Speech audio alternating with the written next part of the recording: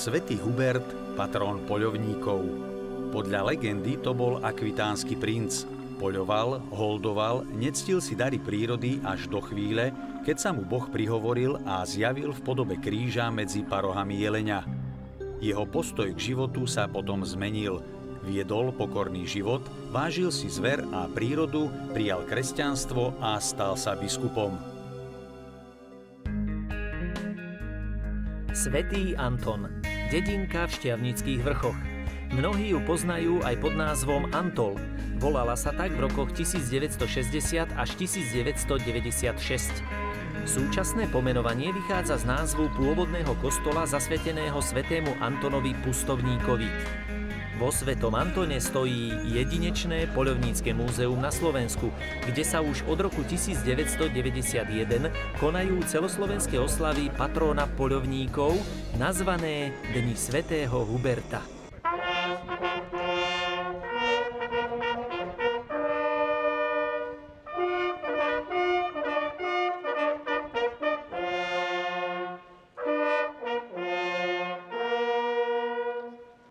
Jedným z cieľov organizovania Dní svätého Huberta je informovať verejnosť aj o tom, ako poľovníci ovplyvňujú život v prírode. Poľovníci v prírode a v lese robia tú reguláciu, ktorá je na vedeckých princípoch. Takže je na našej strane ministerstva, strane možno že Národného lesníckeho centra a na strane samotných poľovníkov sa prezentovať v očiach verejnosti, takže nie sme tí zlí, práve naopak sme tí, ktorí pomáhajú prírode a ktorí chcú, aby sme udržali. My sme tí, ktorí nie sú tí, ktorí deštruujú, ktorí sa snažia pomôcť k tej udržateľnosti.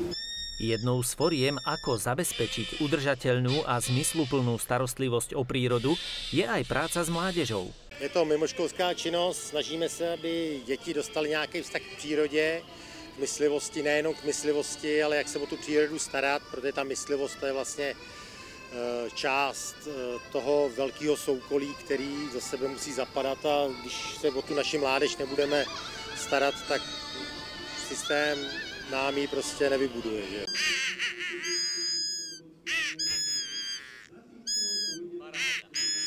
My sme taký československý poľovnícko-myslivecký kružok a dodržiavame tú československú tradíciu, keďže tohto roku je 100. výročie od zvolenia Československej republiky, takže my sme si povedali, že budeme v tejto tradícii a naďalej pokračovať. Vy ste na dnešné podujatie prišli aj so synom.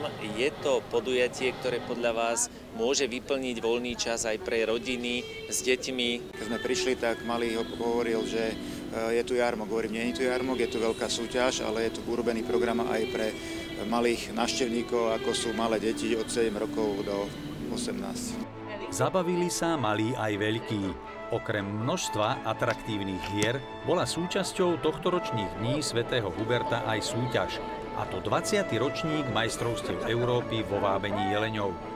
Imitovať hlasy kráľa našich lesov prišli vábiči až z 13 štátov Európy. 20 Jahre Hirschhof. Pri vzniku majstrovstiev Európy pred 20 rokmi stála aj naša redakcia. Inšpirovala nás súťaž vo vábení, ktorú ste organizovali tu, vo Svetom Antone.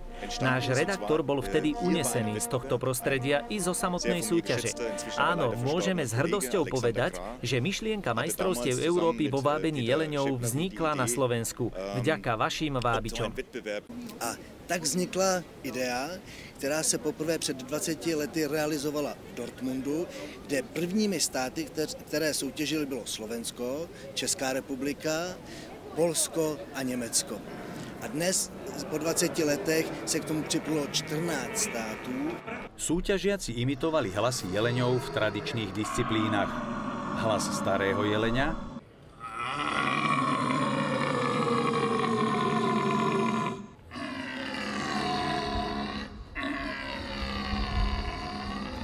hlas jeleňa, ktorý ovládol čriedu jeleníc,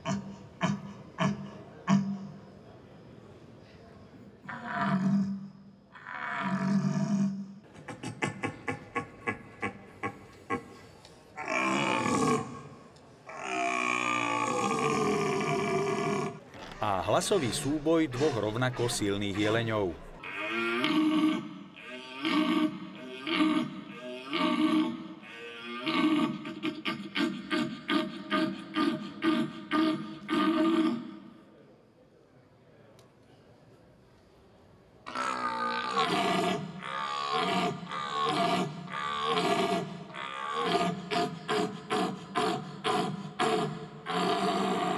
Mě vždycky baví při těch soutěžích pozorovat publikum, protože v publiku sedí samozřejmě mnoho myslivců, kteří vědí a znají, co je jelení zvěř, ale sedí tam mnoho laiků, sedí tam i malých dětí a vždycky program vábení jelenů je při těch našich soutěžích, ať už mezinárodních, nebo těch mistrovství Evropy, nebo i tady u vás na Slovensku, vždycky je ten jakoby vrchol programu a nejzajímavější.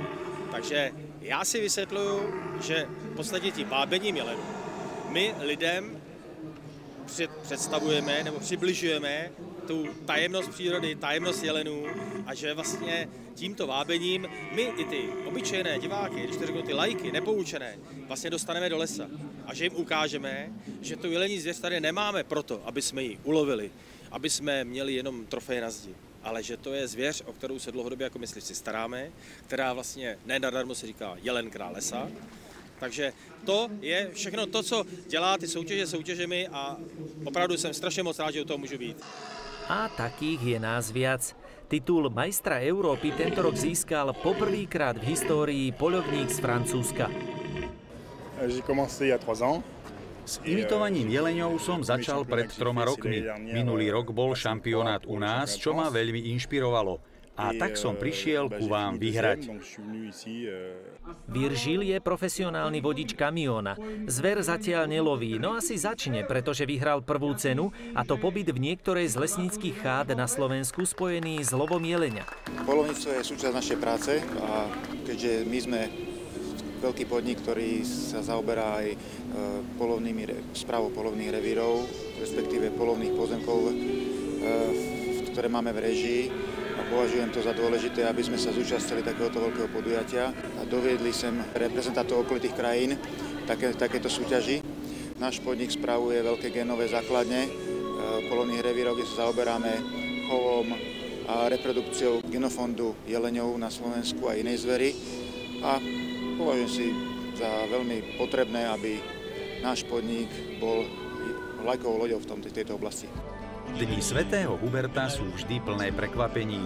Do života sa uvádzajú rôzne publikácie, oceňujú sa zaslúžili pracovníci na úseku poľovníctva a lesníctva, členovia Slovenskej poľovníckej komory i Slovenského poľovníckeho zväzu. V tomto roku do siene úcty a slávy slovenského poľovníctva bol uvedený akademický maliar Viktor Bilčík. To skutočne nás prekvapilo a teší nás.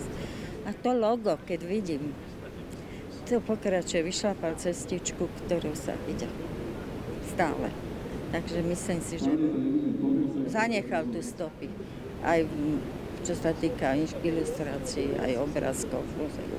Má jeho obrázky, takže som hrdá na neho. Ako otec tvoril? Čo ho podľa vás inšpirovalo? Kde hľadal tie námety, tie nápady pre svoje obrazy? Celkom jednoznačne to bola príroda, bol to les, kde chodil.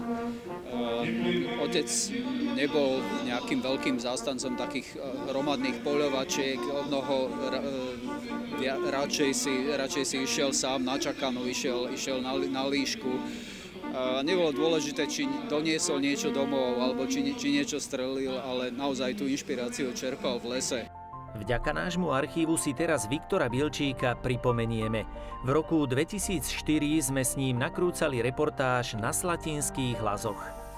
No tak samotná príroda v skutočnosti to je jeden najdokonalejší chrám. Takže ja aj keď idem do tej prírody, to tak skutočne ako do chrámu s to najväčšou pokorou, pretože to je skrátka neopísateľný pocit, keď človek z mesta, fakticky z Bratislavy, stačí len kúsok zelene a nejaký pokrútený stromček a voľaký ten vrabček a hneď človek si predstaví tú nádheru prírody. No a sem chodím strašne rád, sú tu milí ľudia, priatelia, vždy ma tu radi príjmú a skutočne tá zver sa tu dá naštudovať.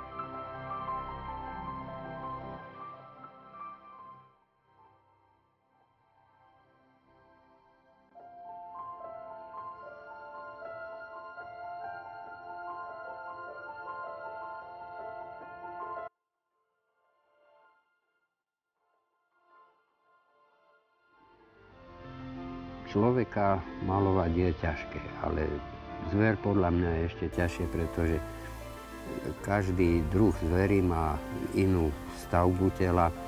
Aj u jednotlivých druhov tie vekové rozdiely, dajme tomu v správaní sa, keď vidia, cítia nebezpečenstvo, sú v kľude a tak ďalej.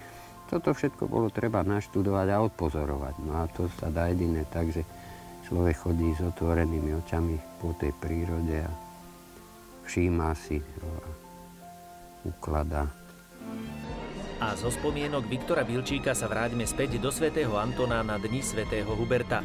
Do života tu uviedli dve zaujímavé publikácie. Je to knižka Okamih cechu Hubertovho. Je určená pre širokú poľovnícku verejnosť, ale aj pre laikov a je to vlastne výber, súbor fotografií tých najlepších slovenských fotografov divokej prírody. Sokoliar a poľovník Tibor Bédi odložil pušku a do prírody chodí loviť iba s fotoaparátom.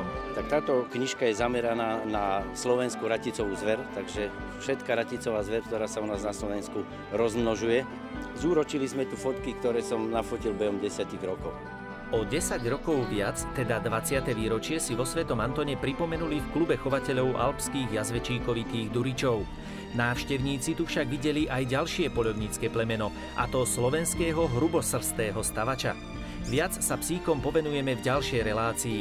20. ročník majstrovstiev Európy vo vábení jeleňov skončil, no ďalšie majstrovstvá Európy sú pred dverami. Na prelome mesiacov september a október, konkrétne 29.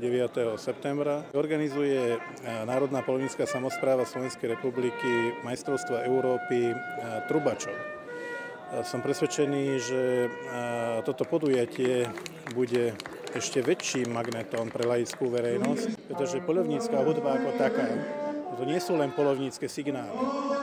To je množstvo, povedal by som, veľmi hodnotnej kultúrnej komunikácie, kultúrneho odkazu vo vzťahu nielen poľovníckej, ale aj nepoľovníckej verejnosti.